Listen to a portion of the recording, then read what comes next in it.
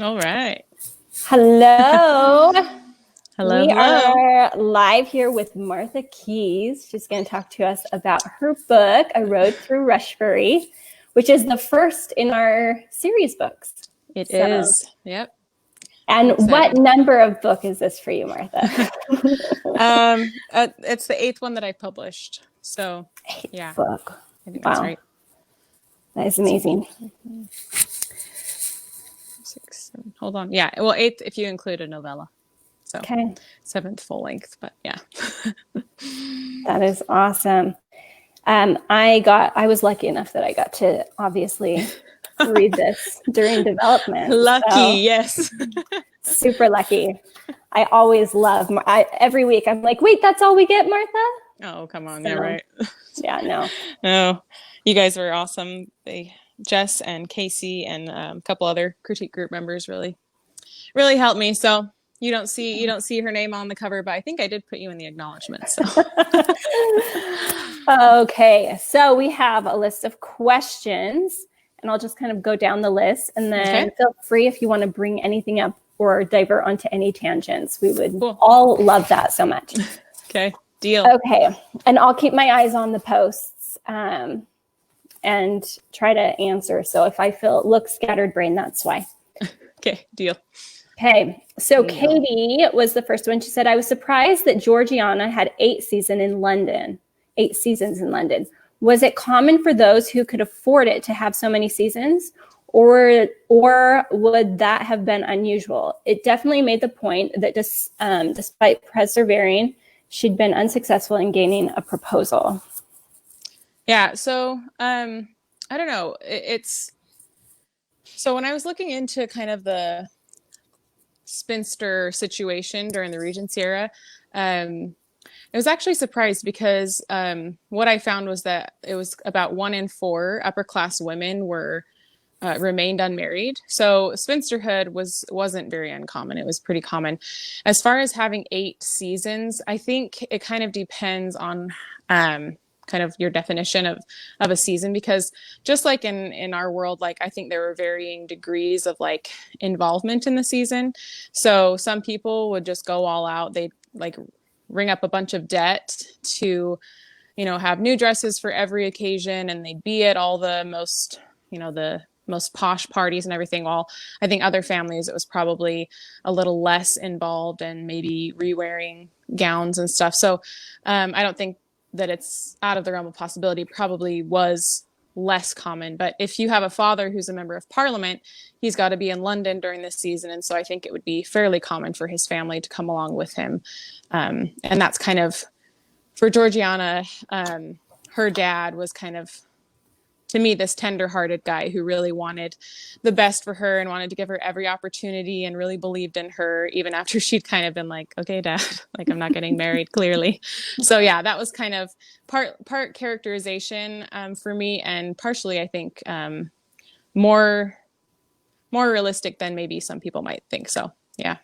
Yeah, no, I love that aspect about her, because usually we hear about like 3 seasons max, like on the shelf after 3. So I love Georgiana for that.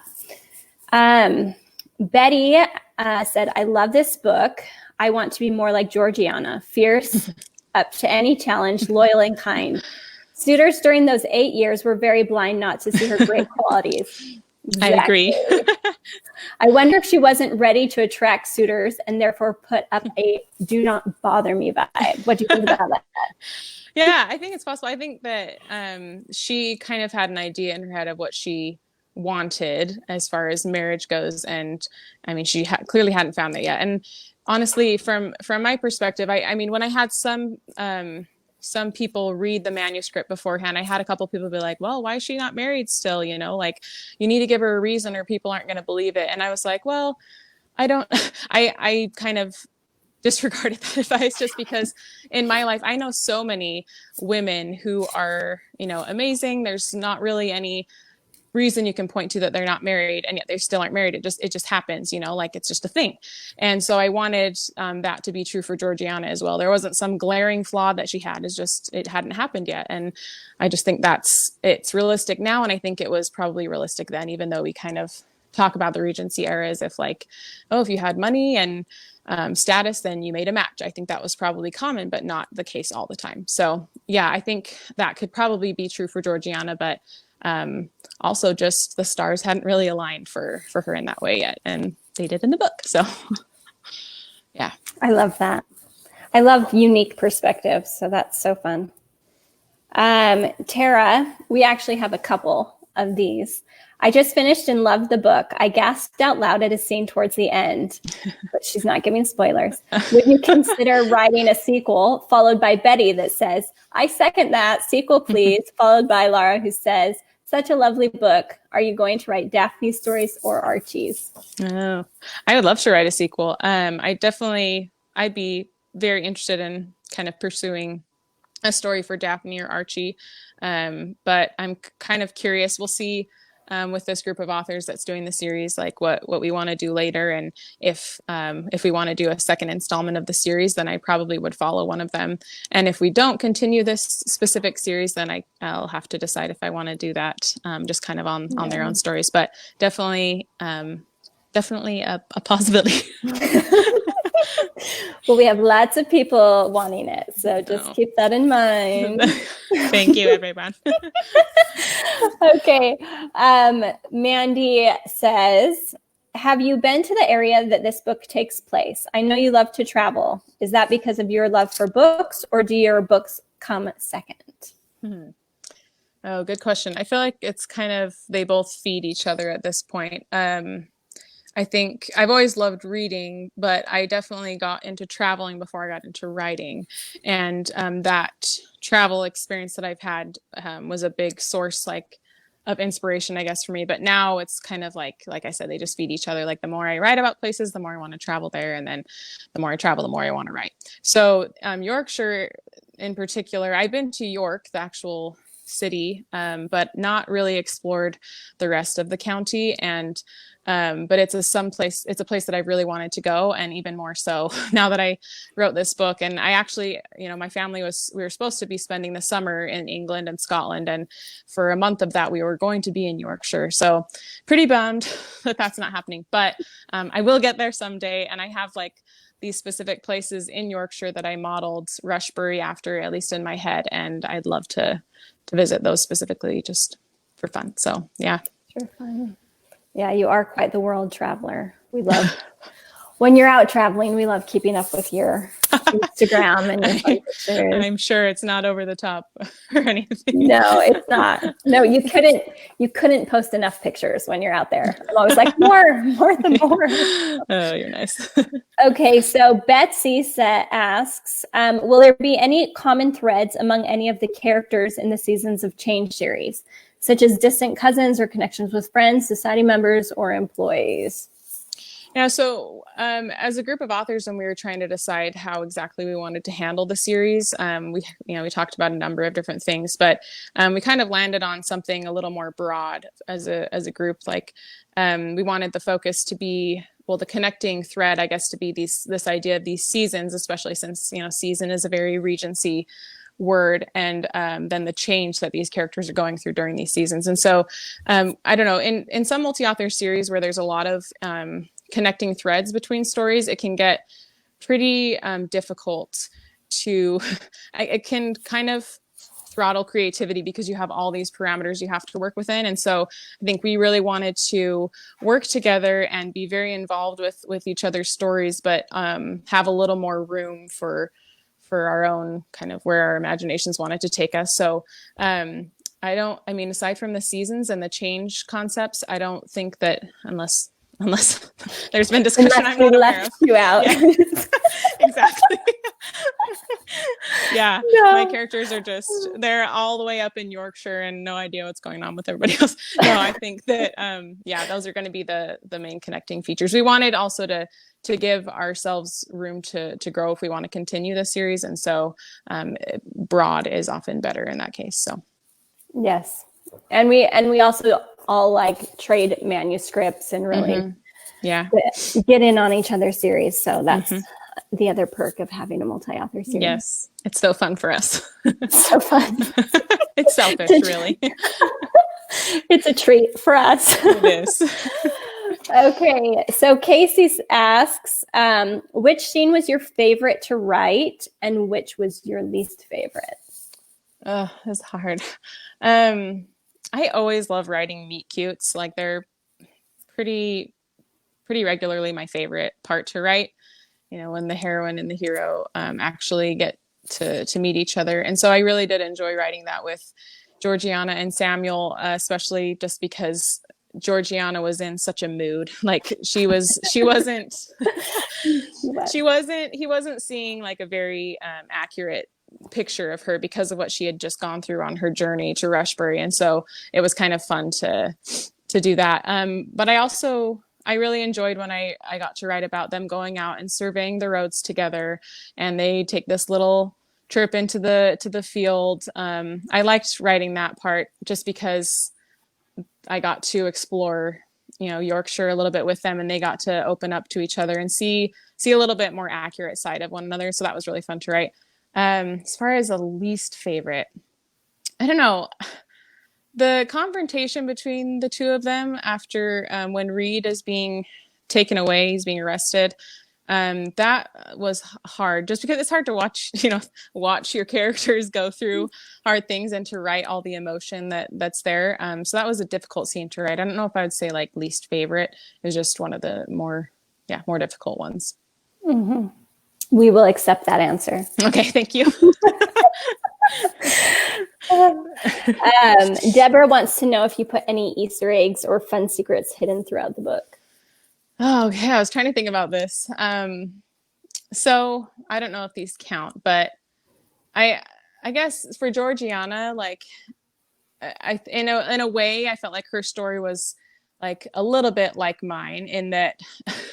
So I spent my dating years at Brigham Young University, which is in a way a little bit like Regency London, where it's like this pressure to get married young and to put on a show for everyone. And then it's very strict as far as, just interaction between men and women. And, people have these short courtships. And and I didn't get married until I was 26. So Georgiana's 27, but I was 26 when I got married, and I was old for where I was. There's just, most of my friends got married a lot younger, like 21 or 22. And so by the time I was on the shelf, essentially, like Georgiana. So I felt like I could connect to her in that way. And that was like, I don't know if I'd call that an Easter egg, but kind of like a little connection for myself, just kind of feeling that pressure to get married, wondering like, oh my gosh, is something wrong with me? Like, why is everyone else getting married? So that was probably the only thing that I could really think of that would qualify as an Easter egg. I'm not as conscientious about doing fun things like that when I'm writing, apparently. Neither am I. So I can't wait to hear what Deborah puts in hers. Yes, I know. It better be good, Deborah. We have high expectations here.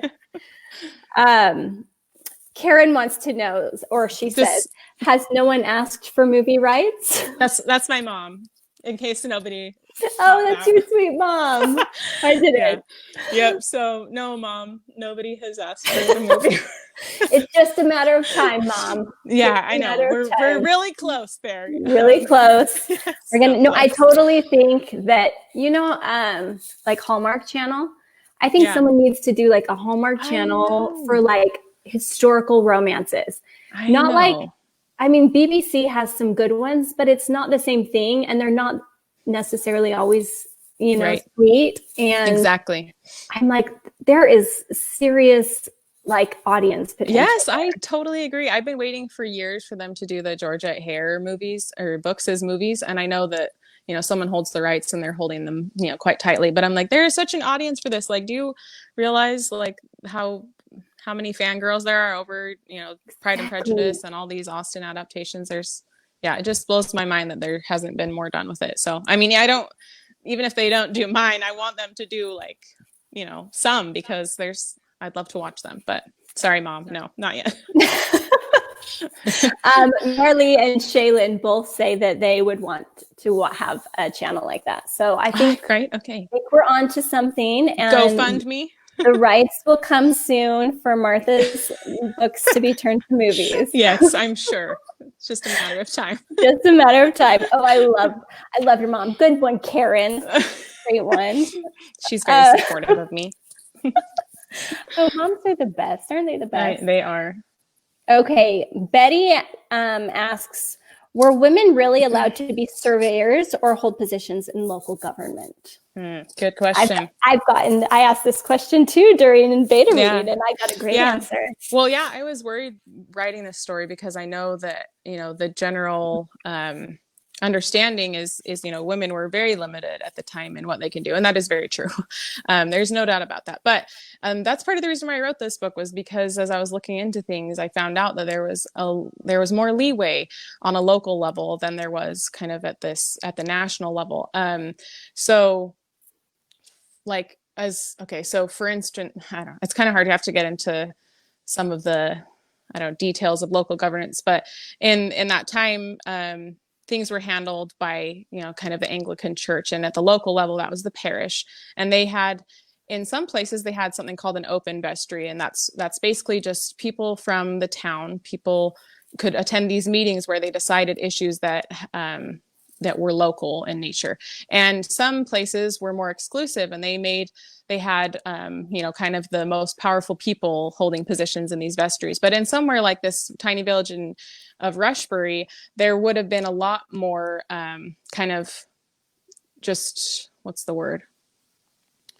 I don't know. They just had a lot more flexibility, I guess, in how they went about governing the issues that they were told they needed to handle, like the roads, for instance. And so technically anyone could attend these vestry meetings, and that included women and children, and the people who were there got to vote. And so women in some of these parishes would vote. Usually it was people that was the ratepayers, so people who actually contributed to the rates, like the poor, the money that went to the poor from the parish and everything. But so women in some of the parishes voted because they rented pews in the church, and the laws allowed that. And there are a lot of cases of women voting or being voted into office, and those situations being upheld by higher courts. So there were some parishes where the women themselves would vote to prevent any further voting by women, or any participation in that political process on the local level. But somewhere, like I said, like Rushbury, that was small, there was a lot more flexibility. And so there are records of especially widows being put in as surveyor. It was not a popular position, but it was obligatory. So if you were elected, you either took the position or you were fined, and the fine amount was pretty significant for people. And since a lot of the gentry, the people who had the most money, wouldn't attend these vestry meetings, there was room for more influence by women than you might think. So yes, they could. Very long answer to say yes. No, I love that. Angie actually asked a question, and then Shaylin did too, that both have to do with this.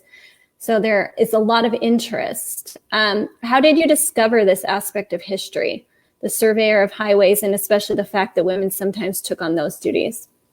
So I'd been on a research kick for a while on what did we talk all about the peerage, people who belong to the aristocracy, but I was really curious, what does England look like on a village level? What are the people who are absolutely central to a village working? Because that's where the majority of England live, right? Most of the population wasn't in London for the season. They were these, farmers and bakers and whatever in these villages that are scattered all across England and Scotland and Wales and Ireland. And so I was just really curious, who do you need to have in order to have a village?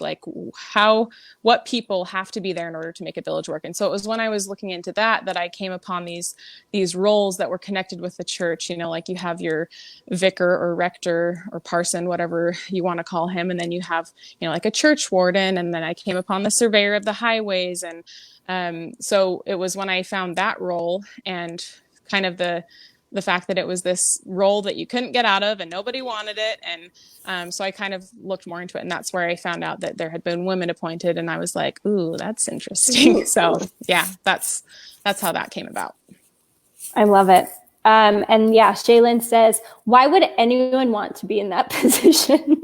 No, they didn't seriously. get pay, and they could be fined if they didn't do their job, right? So why Yeah. would you want it? You wouldn't. You really wouldn't. Like, that's why they had the fine. Starting in I think it was like 1835, they redid the legislation so that they started being compensated for the work that they did as surveyor. But it was a hefty job, and most of the time it was given to like innkeepers. I'm trying to remember what the other common person was that it was given to, but yeah, it was not popular, and you Like wouldn't people want who it. had like a vested interest in making sure the roads were good. Yeah, because innkeepers, they'd often, they'd have these mail coaches coming through, and so they wanted the business that came from stagecoaches and mail coaches and rented coaches, so they wanted the roads to be in good repair, so they would often accept the role. But yeah, generally it's not, nobody would have wanted it, and they were responsible for getting everybody to do this like statute labor. So people in the village were required to work on the roads up to 6 days of the year, and the surveyor of the highways or the way warden would have to enforce that. And there would be like violence perpetrated against them as they were trying to ensure that the labor happened and stuff. So it was an interesting position, and not one I would have wanted, but no, but I think you do a good job setting up Georgiana to take that position, right? She has this like horrid encounter right in the beginning, and then like with Samuel's like little pricking and stuff, it's like it was just perfect. Thanks. I wanted it to be like the situation where, it's not something that she would have done like on her own, but because, like you said, because Samuel had really been getting under her skin and he clearly didn't think she was going to take the position, then she was like, oh, watch me, I love that. I think that's because I relate to that. I'm like, my husband calls me a rebellious spirit. So if you want me to do something, you just tell me to do the opposite. I knew it. When I was reading this, I was like, I am so Georgiana. You are Georgiana. Okay. This one person named Jess wants to know. Your character inspiration. Anyone famous who inspired you, or real people for your characters? Yeah, in the beginning, I generally try to find famous people, or generally they're famous people who kind of give the vibe that I want for my characters. And but by the end of the book, I feel like they've kind of morphed away from that. But in the beginning with this book, the person that I had in my mind for Samuel Derrick was Theo James, and this was right before Sanditon came out. So it's funny, I have like my Pinterest board for this book, and it's all Theo James. And then it was as I was searching for Theo James pictures that kind of like gave the right vibe that I came upon Sanditon and was like, oh, I better watch this, and got distracted for a while. But I was like, so he was. Yes. That's when we got distracted at the same time. I remember. I remember those days. Yeah. So the book took a little longer than it probably should have. No, actually, I think I cruised through Sanditon in the space of a few days. So Theo James for Samuel Derrick, and then for Georgiana, it was Gemma Arterton, and I actually have never watched anything with her in it, but I just came across her picture somehow on Pinterest, and I was like, her. So yeah, maybe I'm trying to think. I would show you my Pinterest board, but I'm using my phone right now. So if you look up Gemma Arterton, and those were the people that I used to get started, and then like I said, they kind of transformed by the end into their own people, like these really abstract. I don't have like a really clear picture of my characters in my head usually, like they're kind of more abstract than that, but those were the people I started with. So she's Darlene here. I'm gonna see if it's in there. Yeah, and there's this picture of her where she doesn't have any like makeup on, and I don't know, I just like she just had the vibe I wanted. It's like super, sorry, my awesome glare, but yeah, she's cute. That is a great one. Thank you. Thanks, Pinterest. And Theo James always works. Yes, I for know. Anything. Really, yeah, I know. Casey Stockton is just laughing at me right now because she's like, Martha or Theo James. Oh yes, no, we all have one. We all have our ones that we use over and over again. I know. It's a problem. I know it is a problem. And I don't have to say that Deborah's is polemic at all. No, we know. Aidan Turner, not at all. Not every one of her heroes. I'm just teasing you, Deborah. Okay. Oh, and then I also wanted to, you did talk about the Easter egg, Deborah's question. Were there any other scenes that you pulled from your life experiences, or do you mainly just write like research and write things you're like, wow, I didn't even know about that? Yeah. I'm trying to think aside from kind of what I said about Deborah's question about the Easter egg, not anything that specifically comes to mind. I mean, I'm trying to think of, like the comments that that Georgiana gets from like Lady Gilmore. I felt like that situation was one that I could kind of channel in. Yeah, just like weird comments that people make, like when Lady Gilmore's like, "Oh, don't you have a sister who's like been out forever and like not married and is an embarrassment," kind of a thing, and then Georgiana's like, "That's me," I was like, that's the best. Yeah, that kind of a thing. I feel like I've been in situations like that, but like overall, I can't think of anything specific from that one. I mostly like I get inspired like by the scenery a lot more than anything. I feel like, especially for this book, this book was very like atmospheric for me, but yeah. I love it. Yeah. So one of the things I like to do is read all my author friends' good reviews, because it just makes me so happy for them. No, this book has done amazing in reviews, but one I really liked, and I should have written down her name, but I didn't. But she was talking about what a unique story it was and how it was pulled, from everything that we think of with a Regency, all the balls and the, big dinners and stuff, and how you just painted this lovely picture of village life and with these like cool circumstances. And I was like, exactly. That's what I felt. I mean, she just wrote my review for me. I should just like copy and paste and be like, ditto to her. That's so nice. So thank you. Anyway, you have some amazing reviews on there. And then there's always the classic, Georgette Hare or Jane Austen? Gosh. That's too You didn't hard. know that was coming, did you? I didn't. You I couldn't wasn't prepare. expecting that.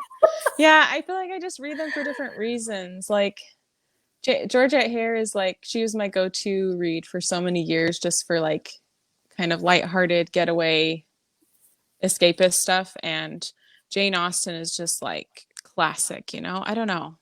Yeah. I don't know, Jess. I know. Yeah, I require a lot of you. You do. I can't answer that. Okay, I can tell you're in torment. So I am tormented soul. I will not make you answer. Thank you. But they are both fabulous. We'll just take that. And then what is your favorite thing about writing in the Regency? I don't know. It's just such a unique time period where there's just so much to go off of. Like, it was during this time of intense like social change with, the Industrial Revolution, and you have like this crazy ruler who is really affecting the atmosphere of the country. Like, people kind of really are disgusted by him, but he's also just, I don't know, he's just affecting things on every level. Politically, but also with like fashion and everything. And so I just think there's so much, you have these rules that are starting to come that get even more strict during the Victorian era, but they just make for such fascinating situations and potential. And it's a challenge because you have to work within these kind of confines, but it's also like sparks a lot of ideas. And that's what I love about it. I don't know. No, I love that. I always love to hear why other authors love the Regency period, and readers too. So you have Casey was laughing hysterically at you about your Theo. I know. And then Sarah called me out about asking my really mean question about Jane versus Georgia. I know. Marilee says, I love Jane Austen, but my shelf is also full of Georgette Hare. That is a hard choice. So I think she's okay with your answer too, even though it was I'm so kind glad. of. I wriggled out of it. And then Leanne wants to know, who is your favorite modern day author? Oh gosh. Oh my. Modern day author. Look at that's putting you on the spot. That it's really hard. Geez. Because I read, I mean, historically, I read a lot of historical fiction. Like I don't read. I don't know how to answer that. I don't know. I really loved the stuff that I read from Kristen Hanna. Her stuff is definitely not what I would call escapist, lighthearted, but it's stuff that has just kind of deepened my appreciation for historical fiction and kind of the opportunities there for exploring. I mean, escapist stuff, but also really deep. I don't know, getting to know. Okay, let me start over.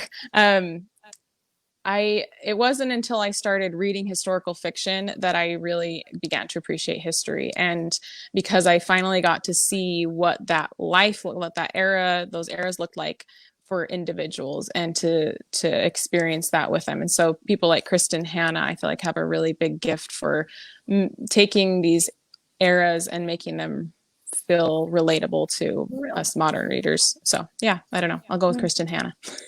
Okay, that sounds perfect. I love her, and I'm excited for her the movie Nightingale. I know. Me too. It'd be fabulous. Anyway, there's lots of sweet comments on here saying hello, like from Holly and Debbie. So you can go back and read the comments after. Can't wait.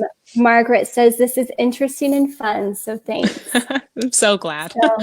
Yes. Anyway, thank you for coming on and talking to us about your awesome, awesome book that we all loved so much. Oh, thank you, everybody. Thank you for reading it and indulging me, because it was fun to write. I really did enjoy this one. So. Yes. Well, we absolutely loved it. And thanks everyone for coming and watching, and as you watch and replay. So, oh, look, we got another one. Patty says, I love all of your Regency romances. So, thank you, Patty. So thank you so much. And Marie, now we're getting all these great, all these comments coming in about how much they love your book. And then someone says they haven't heard of Kristen Hanna, so now they'll go look her up. So that was Leanne. And Maria says she enjoyed your book. So anyway, I'm sure it'll keep coming if I just sit here. I will let you get off now after I've put you on the hot seat. But all right, you are amazing. Thanks, Martha. Thank you, everybody.